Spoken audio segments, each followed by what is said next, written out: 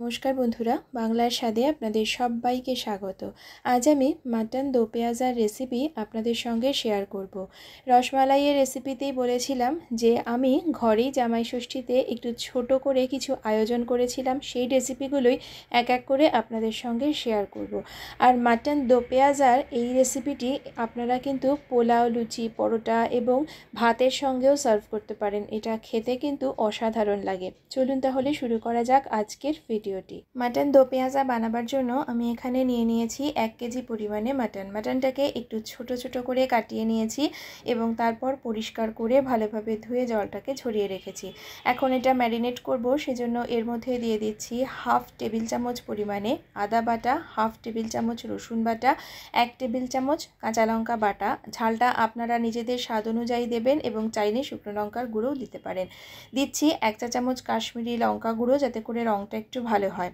এখন এর মধ্যে দিয়ে দিচ্ছি 4 টেবিল চামচ পরিমাণে টক দই, তবে অতিরিক্ত যদি টক হয় তাহলে দইটা একটু কম করে ব্যবহার করবেন। 1 চা চামচ জিরে গুঁড়ো, 1/2 চা চামচ ধনে গুঁড়ো, 1/4 চা চামচ গরম মশলার গুঁড়ো, 1 চা চামচ হলুদ গুঁড়ো, স্বাদ মতো লবণ এবং 3 টেবিল চামচ পরিমাণে সর্ষের তেল এর মধ্যে দিয়ে দিলাম। এখন সমস্ত মশলার সাথে মাটনটাকে খুব ভালো করে মেখে নিয়ে আমি এটাকে সারা রাতের জন্য ম্যারিনেট হতে রেখে দেব। তবে আপনাদের হাতে যদি সময় কম থাকে সেক্ষেত্রে চেষ্টা করবেন যেন অন্তত 2 ঘন্টা মাটনটাকে ম্যারিনেট করে রাখা যায়, তাহলে কিন্তু এটা খেতে খুব ভালো হবে। আমার হাতে সময় ছিল তাই আমি আগের দিনই এটাকে ম্যারিনেট করে রেখে দিয়েছি। আর সারা রাতের জন্য রাখতে হলে এটাকে কিন্তু অবশ্যই ফ্রিজে রাখতে হবে। এবারে আমি সকালবেলা রান্নাটা করব, তার জন্য এখন প্রথমেই গ্যাসে একটা কড়াই ভালো করে গরম করে তাতে 1 টেবিল চামচ সর্ষের তেল গরম করে দিয়ে দিচ্ছি একটা পেঁয়াজটাকে এরকম কিউব আকারে কেটে নিয়ে তেলের মধ্যে দিয়ে খুব হালকা করে ভেজে নিয়েছি। খুব বেশি রং কিন্তু এর মধ্যে ধরবে না। পেঁয়াজটাকে তুলে নিয়ে আমি ওই কড়াইতেই দিয়ে দিচ্ছি 3 টেবিল চামচ পরিমাণে সর্ষের তেল। আপনারা চাইলে এর মধ্যে এই সময় একটু ঘিও দিতে পারেন। তেল গরম করে তাতে গোটা গরম মশলা, একটা তেজপাতা ফোড়ন দিলাম। ফোড়ন থেকে গন্ধ বেরোতে শুরু করলে 3টে মাঝারি সাইজের কুচিয়ে নেওয়া পেঁয়াজ আর সামান্য একটু লবণ দিয়ে এখন পেঁয়াজটাকে একটু লালচে করে ভেজে নেব। আমরা বেরেস্তা যেরকম লালচে করে ভাজি ঠিক সেরকমভাবেই ভাজবো, তবে যাতে এটা ক্রাঞ্চি না হয় সেই কারণেই আমি কিন্তু এতে লবণ দিয়েছি। এখন দেখতেই পাচ্ছেন পেঁয়াজগুলো কিন্তু বেরেস্তার মতন লালচে করে এবং নরম করে আমি ভেজে নিয়েছি। এখন এর মধ্যে দিয়ে দিচ্ছি 1/2 টেবিল চামচ করে আদা বাটা এবং রসুন বাটা। মোটামুটি 2 থেকে 3 মিনিট সময় ধরে গ্যাসের ফ্লেমটাকে একদম লোতে রেখে এই আদা আর রসুনটাকে খুব ভালো করে একটু কষিয়ে নিচ্ছি, যাতে করে আদা রসুনের যে কাঁচা গন্ধটা আছে সেটা যেন চলে যায়। এখন ভালো করে আদা রসুনটাকেও কষিয়ে নিয়েছি, এর ভেতরে যে কাঁচা গন্ধটা ছিল সেটা সম্পূর্ণভাবে চলে গেছে। এবার আমি এর মধ্যে সে যে ম্যারিনেট করে রাখা মাটনটা ছিল সেটা অ্যাড করে দিচ্ছি।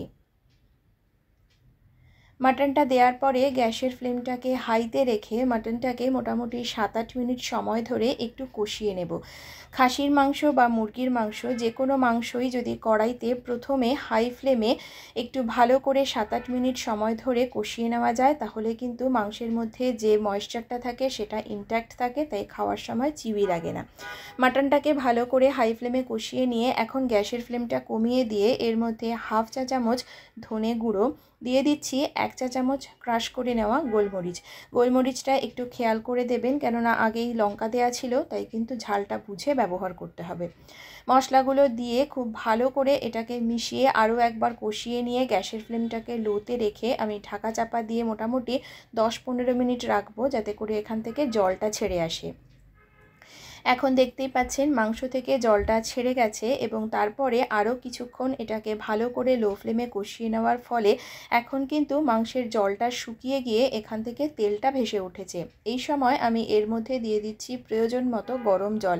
আপনারা যতটা পরিমাণে গ্রেভি বা ঝোল রাখতে চান সেই আন্দাজে এতে গরম জলটা ব্যবহার করবেন। এবার এর মধ্যে 3-4টে কাঁচা লঙ্কা দিয়ে দিলাম। আপনারা যদি চান তাহলে এই সময়ে কড়াইতে এটাকে রেখে মোটামুটি আধ ঘন্টা থেকে 45 মিনিট বা 1 ঘন্টা মতন সেদ্ধ করে নিতে পারেন, তবে আমার হাতে সময় কম ছিল তাই এই পর্যায়ে আমি প্রেসার কুকারে দিয়ে মাংসটাকে ভালো করে সেদ্ধ করে তারপর আবার কড়াইতে ঢেলে নিয়ে এখন এটাকে টকবক করে একটু ভালো করে ফুটিয়ে নিয়েছি, যাতে আপনাদের আমি দেখাতে পারি। এবারে দেখুন মাংসটার কিন্তু যে ঝোলটা আছে সেটা একদম পারফেক্ট। আমি যেহেতু ভাতের সাথে সার্ভ করব তাই এটাকে আর বেশি শুকাবো না। এখন একটা মাংস আপনাদের একটু দেখিয়ে দিই। দেখুন মাটনটা কিন্তু খুব ভালোভাবে সেদ্ধ হয়ে গেছে।